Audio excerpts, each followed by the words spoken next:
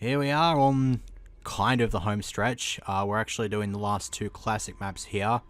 First one here being Command Control. This one actually didn't take anywhere near as long for me to knock over, possibly because of my pretty much encyclopedic knowledge of the level, as well as, again, not having to focus on commentary while doing this. In all honesty, if I did these in like practice, I probably could be able to do them with live commentary at the same time, but I couldn't be asked. I got them out of the way. There were good runs as well, to be perfectly fair, so I figured it would only make sense to give them a bit of a record. If I did die, then I wouldn't be very salty. I'd just lose a bit of footage and just start from the beginning. And when I did this first one out, and if I'd gotten this first level out of the way, I wouldn't have to throw it away. So I just have to focus on each level individually and just put two of them together, which resulted in this 18-minute segment, which was nowhere near as long as I was expecting this to be, because I was expecting these to be two sort of on the longish side in terms of levels. But then again, Command Control is only the fourth map that anybody will ever freaking play in this game. Actually, on some occasions it'll be the fifth, depending on whether the player finds the secret exit or not. But it's still a pretty good map, of course. I've beasted this out on the Brutal Doom LP before. I don't think I need to say too much about it. For the most part, it's actually not that big of a deal. You've seen me earlier eyeballing that Soul Sphere and debating whether I wanted to get that now or not. If you have a bit more knowledge about this game and know this map like I do, you'll understand why I passed on it for now. There's obviously a good rhyme or reason to it. Strategies like this as well, to just get rid of a whole room full of enemies in one shot using barrels. There's a ton of barrels everywhere. Having strategies like that, basically just shutting your opponent out of doing anything, really. Just putting the charged blast and the shotgun in the face and nearly just completely fucks shit up. It's not too bad unless you're dealing with this number of enemies. And I was trying to switch to the rocket launcher there, but it didn't quite work out to my favor as well as I would like, so I had to just fuck it, go the chain gun.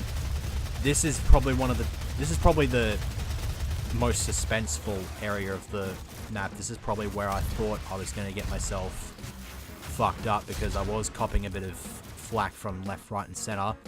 There's still the one enemy, but he's just sort of deciding to hide himself. He's just up at that staircase that I just came down from. I thought he might have been out here, but clearly that is not the case. Just getting rid of some of the barrels as well, and just in case a rogue shot doesn't... It means that, like, if a rogue shot comes around, then it's not going to freaking hit one of those and kill me. Because I can blow enemies up with a barrel like what I just did to this wave of enemies here, but they can do the same thing to me, so kind of just neutralizing threats, really. Unlike in the original Doom, when you take that elevator, it's a one-way only thing, so you can't actually get back up. The double jump and grab that you have in this game makes it so that I could go back up and get that mega armor. And for some reason I can't get up and climb the ledge here, probably just too high. I don't know. Now, this part a lot of people will know is the part where all the pinkies just decide to hang around. I thought I'd try to get rid of a few of the enemies, but the problem is I don't think some of the enemies trigger until you've reached a certain part in the level. And so those rockets just literally hit nothing and were a complete and utter waste. So, unfortunate as that is, it's really not that big of a deal. That might have been a bit of a deal if I was a bit closer. I would have just gotten myself killed very, very stupidly. Once again, neutralizing threats. And did I shoot this one up yet? Oh yeah, you're right. Yeah. So, this is the point now where I go back and grab that Mega Sphere, that Soul Sphere or whatever. Now, for some reason, they did a slight tweak of the properties of the switch in this elevator here.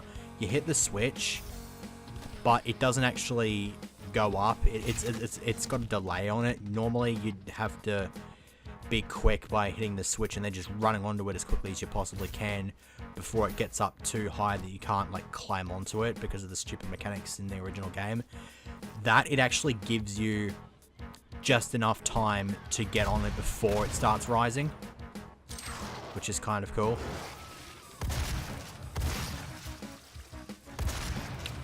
So I've got to deal with, I think, 3 or 4 pinkies in this area. Thankfully, they're hidden reasonably well. I don't have to worry about them too much yet. I kind of just have to get within their line of sight in order to attract them. That's why I'm not dealing with them right now. There's one right there, of course.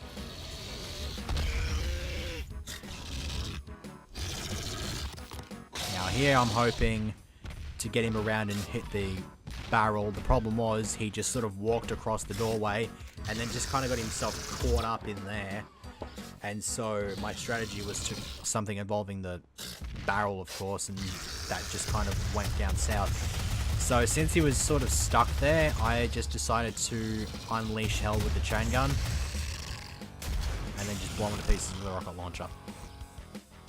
He posed absolutely no threat to me whatsoever. So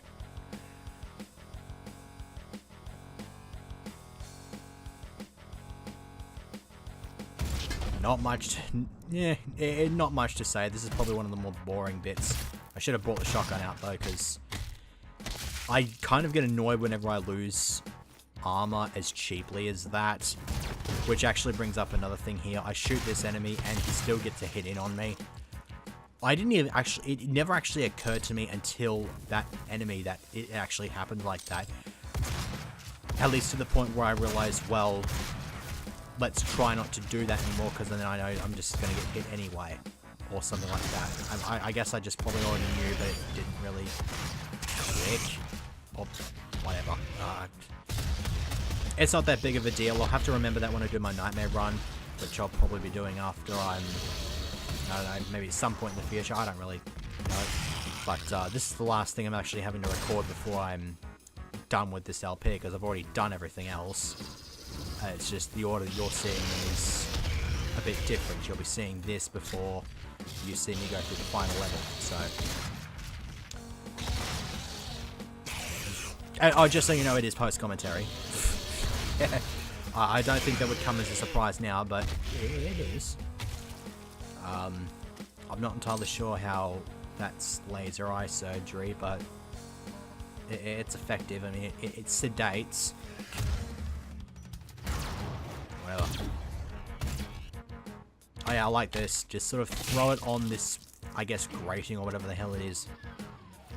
It's like surfaces that you think aren't solid enough to do shit like that, but he just does it anyway. And it's kind of awesome like that. And would you believe it? That's actually the last enemy of the level. Yeah, it just is the last enemy of the level, because this is the famous or infamous swastika room. It's now just modified so that it's just a chunk with a few prongs coming out of it. Nothing at all like a swastika.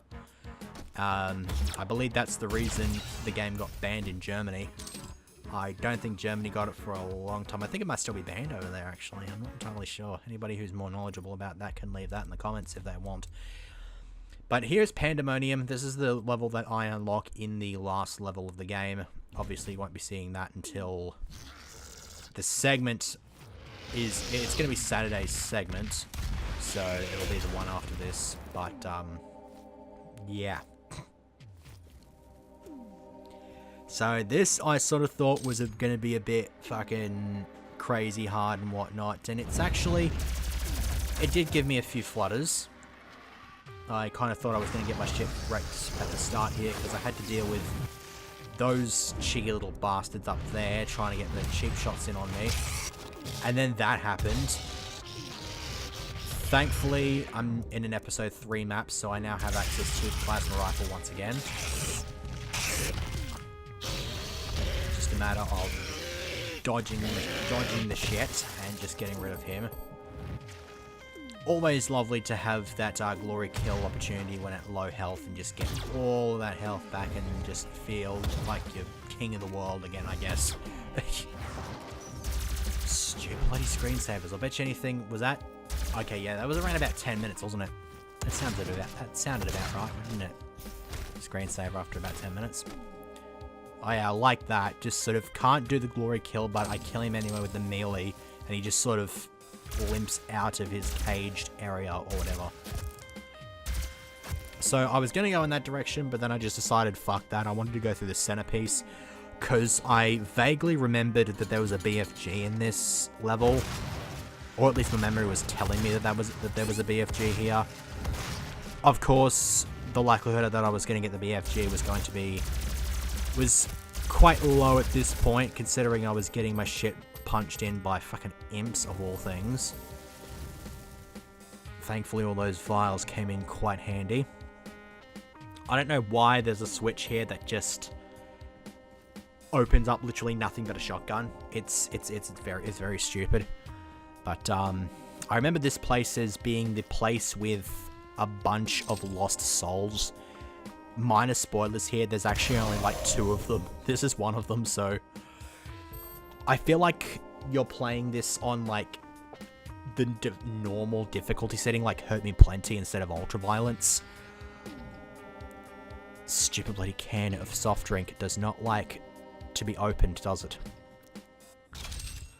Oh well, I'll have to get used to it. If you heard that, then who gives a shit? I kind of need to wet my throat. Thankfully, though, I'm almost done. I've got 6 minutes of recording left to do, or 6.5 minutes, and then I finally get to rest my voice box for an nondescript amount of time, indeterminate amount of time, something, whatever. I'm losing my shit. I'm racking my brain here. I also quite like how the how I went up those stairs. It wasn't just like boom, boom, boom. It was just a gradual slope up. It's like the hitboxes for those are a bit different. I get the feeling that might be something to do with the engine, actually. Or, I don't know. Maybe just to make it easier to go up. But yeah, there was a fella up there somewhere. I have absolutely no idea where the hell he is. I don't think I really gave a shit either.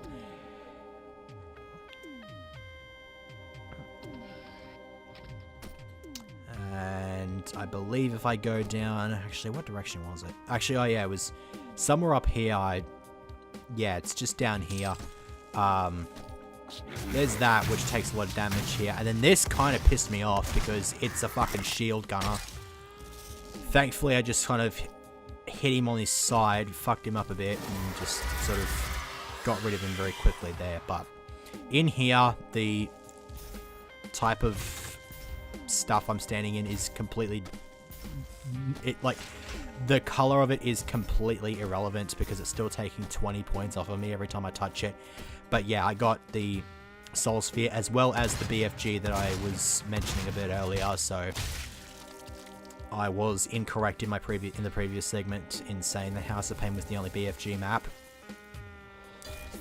So here I have the invulnerability. The problem with the invulnerability is that it's I don't know, it's just sort of put on a pedestal above everything else because you just take no damage when you've got it on, and so that for some reason makes it just so you can't, it's just not on for as long. I also quite like how I shot that BFG blast in one direction, but it still hit the pinky behind me with one of its little laser beams and just killed that as well. I quite like that. That's a nice thing about the BFG. That's been incorporated in BFGs since Quake 2. So, I was quite happy with that. So the thing with this is that you just have to get the blue key and find the exit. Once you've done that, everywhere else is just pretty much gravy, isn't it? It's just, you're just exploring places, having to deal with stuff. Like the one Hell Knight here, it's just sort of whatever. This room here is the room that was taken. This is the room that was taken and put as the room in the last level to reveal the classic maps. So you'll find that out tomorrow, obviously. Oh yeah, there's this area. Completely optional. I think the only thing that you get out of this is a couple of suits of armor and a berserk pack. That berserk pack, spoiler warning, does not do anything because there's no enemies from here back to this exit, which is where I go next. Actually, no, there is one room full of enemies, but I just used the BFG on that.